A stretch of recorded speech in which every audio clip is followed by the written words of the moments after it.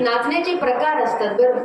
निवडून आलेली पार्टी पडलेल्याच्या दारात नाचते. नाचते का इकडं?